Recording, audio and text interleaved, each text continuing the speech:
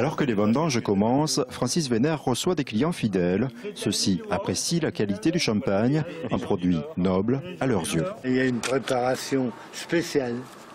Hein, voilà, oui, on essaye de faire le meilleur produit possible pour que chaque année nos clients reviennent nous voir. Hein, donc c'est le but. Hein, voilà. Une des étapes pour obtenir le meilleur champagne possible consiste à réaliser des vendanges avec soin.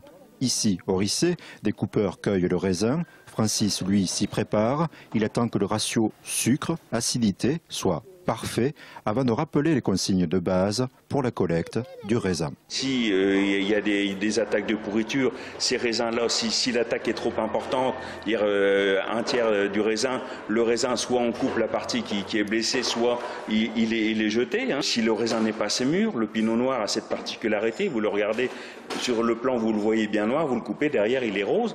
Donc si malheureusement il n'y a pas assez de degrés, il faut éviter de le mettre et donc pour vraiment cueillir les plus mûrs. Il y a une deuxième technique, c'est d'avoir une table de tri. Les raisins, les caisses de raisins sont renversées sur cette table et sont triées. Dans le raisin, le plus précieux, c'est son jus.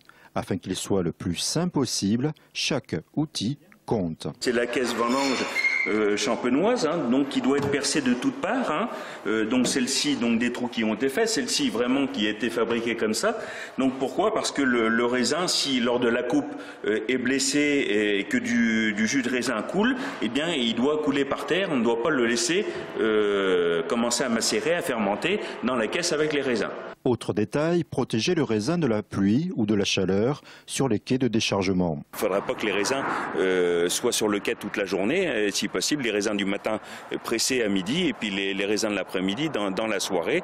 Tout doit être écrasé dans la journée même. Durant les vendanges, c'est ici, dans ce pressoir, que les raisins subiront leur première transformation. Pour les œnologues, c'est l'étape primordiale, la première étape primordiale, le pressurage, la qualité du pressurage. Hein. Donc avec une hauteur de chute d'environ 1 mètre, hein, donc ce qui fait que le raisin n'est pas trop choqué lors du chargement du pressoir. C'est une première importance. Et ensuite, après, suivra derrière un pressurage avec des pressions raisonnables. Hein. Tout cela parce que pour éviter que la couleur qui est contenue dans la peau ne vienne tacher le jus de raisin, parce qu'on est censé faire un vin blanc avec des raisins noirs. C'est là aussi la typicité de la Champagne.